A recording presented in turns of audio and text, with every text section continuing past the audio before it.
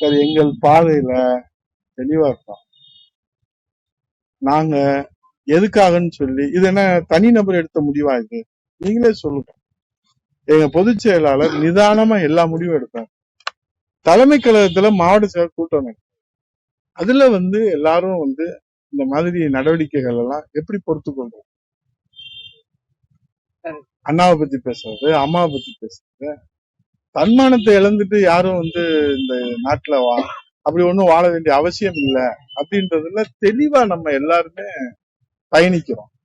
அதனுடைய வெளிப்பாடுதான் வெளியே வந்து அண்ணா எதிராக பேசுனது, அம்மாவை பத்தி பேசுனது, அண்ணாவை பத்தி பேசுனது, இந்த இயக்கத்தை பத்தி மதிப்பீடு அவருக்கு தெரியல. அவர் ஏதோ வானத்துல இருந்து நேரம் இன்னும் ஒரு கவுன்சிலர் கூட அவர் ஜெயிக்காத அனுபவம் அவருக்கு இல்லை. ஒரு கவுன்சிலர் கூட இன்னும் ஜெயிக்கல. இல்ல என்னை நீங்க சொன்ன உடனே என்னை வைவாரு அவரு. அதை பத்தி எங்களுக்கு கவலை இல்லை. தேர்தல் நின்று வெற்றி பெற்றவங்க அந்த பக்குவம் வரும். இன்னும் அவருக்கு அந்த பக்குவமே இல்லையா? என்னமோ இந்த லேகிய விக்கிற மாதிரி, ஐயா நீங்க பாருங்க ஐயா, இதை செஞ்சிருக்கோம் ஐயா, இதை என்ன ஐயா நீ என்னதான் சொல்ல வர? என்ன சொல்ல வர? எதுவுமே புரியல. தமிழ்நாட்டு மக்களுக்கு ஏதாவது புரியுதா? எதுவுமே புரியல. அண்ணா திராவிட முன்னேற்ற கழகத்தை அழிப்பதற்கு அண்ணாமலை இல்ல, அவங்க அப்பனே வந்தாலும் ஒண்ணும் செய்ய முடியாது. நான் ரத்தத்தை கொடுத்து உயிரை கொடுத்து வளர்க்கக்கூடியது. அவங்க அப்பன் வந்தாலும் அண்ணா திராவிட முன்னேற்ற கழகத்தை அழிக்க முடியாது. இது அண்ணாமலைக்கு மட்டும் இல்ல, அண்ணா திராவிட முன்னேற்ற கழகத்துல 2 கோடி தொண்டர்களோட எச்சரிக்கையா சொல்றோம். அண்ணா திராவிட முன்னேற்ற கழகம் இல்லைன்னா இந்த தமிழ்நாட்டுல அரசியலே இல்ல. அண்ணா திராவிட முன்னேற்ற கழகம் இல்லைன்னா இந்த தமிழ்நாட்டுல ஏழை எளிய சாமானியர்களுடைய எதிர்காலமே இல்லை. அண்ணா திராவிட முன்னேற்ற கழகம் இல்லைன்னா ஒட்டுமொத்த பட்டியல் சமுதாயம், அனைத்து சமுதாயம், அனைத்து இன மக்களுக்கும், அனைத்து மதத்திற்கும் இந்த அண்ணா திராவிட முன்னேற்ற கழகம் தான் பாதுகாப்பு. இந்த அண்ணா திராவிட முன்னேற்ற கழகம் தான் அடையாளம். இந்த அண்ணா திராவிட முன்னேற்ற கழகம் தான் உயிர். இந்த அண்ணா திராவிட முன்னேற்ற கழகம் தான் அடையாளம். இதை அழிக்க வேண்டும் என்று அண்ணாமலை இல்ல, ஆண்டவனே வந்தாலும், அண்ணாமலை அப்பனே வந்தாலும் அண்ணா திராவிட முன்னேற்ற கழகத்தை எவனாலும் தொட்டு பார்க்க முடியாது.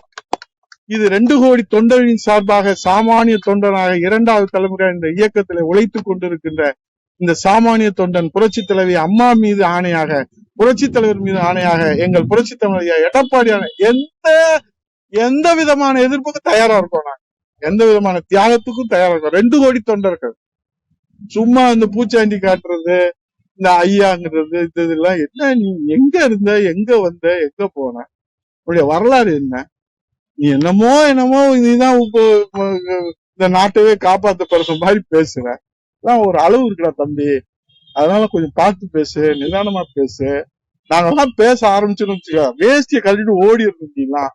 நாங்கெல்லாம் கட்சி கட்டுப்பட்டு, எங்க பொதுச்செயலாளர் கட்டுப்பட்டு நாங்க பேச, எங்க கடைக்கோடி தொண்டை எனக்கு பதில் சொல்றதுக்கு அண்ணாமலை அவன் பேசுறது பாருங்க, சகிக்க முடியலங்க. லேகி விக்கிற மாதிரி. ஐயா ஐயா இது நடந்துச்சு ஐயா, இது போச்சு ஐயா, இந்த லேகி நீங்க சாப்பிடுங்க ஐயா, காலையில உங்களுக்கு காய்ச்சல் சரியா இல்லைன்னா மாலையில வாங்க ஐயா, மாலையில சரியா இல்லைன்னா காலையில ஐயா, வாங்கய்யா வாங்கய்யா வாங்கய்யா, உடனே வாங்கய்யா, இல்ல லேகி தீர்ந்து போயிருங்க. இதை நீங்க பயன்படுத்திக்கலன்னா வாய்ப்பு நழுவி போயிருங்க. இந்த சந்தர்ப்பத்தில் இந்த லேகியத்தை விற்கலன்னா இனிமேல் விற்கவே முடியாதுங்க ஐயா. இந்த லேகியங்கய்யா இது நீங்க உங்களுக்காக தயாரிக்கப்பட்டதுங்கய்யா. ஐயா இதை நீங்க யாரையும் நம்ப தேவையில்லைங்க. நீங்க நான் சொல்றீங்க, நீங்க சாப்பிடுங்க, செத்தா என்னை பாக்காதீங்க, உயிரோடு இருந்தா என்னை பாருங்க. இப்படி பேசுறாங்க அந்த ஆளு. இத போடுங்க நீங்க, என்ன ஆனாலும் பரவாயில்ல. எதுக்கு துடிச்சாங்க இருக்காங்க? என்னங்க ஒரு அளவு வேணாமா?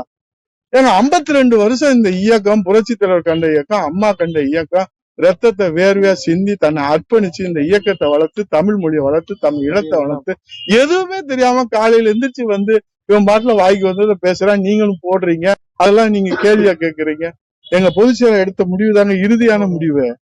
அதனால அவங்க எங்களை அழைக்கிறது அவங்க அண்ணா திராவிட முன்னேற்ற கழகத்துடைய வலிமையை, அண்ணா திராவிட முன்னேற்ற கழகத்துடைய மக்கள் செல்வாக்கை தெரிந்த தலைவர்கள், டெல்லியில இருக்கிற தலைவர்கள், அதனாலதான் அழைப்பு கொடுக்குறாங்க.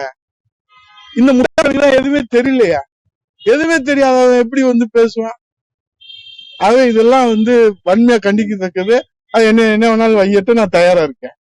நான் எதுக்கு அதுக்கு கேள்வி என்ன திரும்ப கேளுங்க, நான் பதில் சொல்றேன். என்னமோ இவன் தான் தமிழ்நாட்டை காக்க வந்த மாதிரி. முதல்ல இந்த தேர்தலுக்கு அப்புறம் மறுபடியும் ஒரு பிரஸ் மீட் போட்டு சொல்றேன். நான் ஒண்ணுமே இல்லைங்க, பூஜ்ஜியம். இப்ப ஒரு 50 பேரை சம்பளத்துக்கு வச்சுக்கிட்டு சமூக வலைதளங்கள்ல போட்டுக்கிட்டா நீங்க தலைவர் ஆயிருவீங்களா? எந்த தேர்தல் நீ ஜெயிச்சிருக்க? நான் சொல்றேன், நான் சாமானிய தொண்டேன். அண்ணா திராவிட முன்னேற்ற கழகத்துடைய செல்வாக்கால், அம்மாவின் செல்வாக்கால், புரட்சித்தலைவர் செல்வாக்கால், எடப்பாடியார் செல்வாக்கால் 3 தேர்தல் நின்றுருக்கேன், 3 தேர்தல் ரெட்டை நின்றுருக்கேன், 3 தேர்தல் ஜெயிச்சிருக்கிறேன். அந்த அனுபவத்துல சொல்றேன். சட்டமன்றத்துல 10 ஆண்டு அமைச்சரா பதவி பிரமாணம் எடுத்து அந்த பணியாற்றி இருக்கிற அனுபவத்துல சொல்றேன். நீ இன்னும் ஒரு கவுன்சிலர் கூட ஜெயிக்கல, அதுக்குள்ள பிரதமர் ஆகணும்னு நினைக்கிற. மோடி கொஞ்சம் எச்சரிக்கை அண்ணாமலை இருக்கிறது நல்லது, இல்லாட்டா அது என்ன விவரம் நடக்கும் தெரியாது.